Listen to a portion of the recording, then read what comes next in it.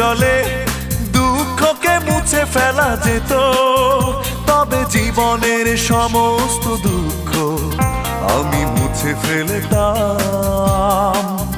যদি চোখের জলে দুঃখকে মুছে ফেলা যেত, তবে জীবনের সমস্ত দুঃখ আমি মুছে ফেলতাম।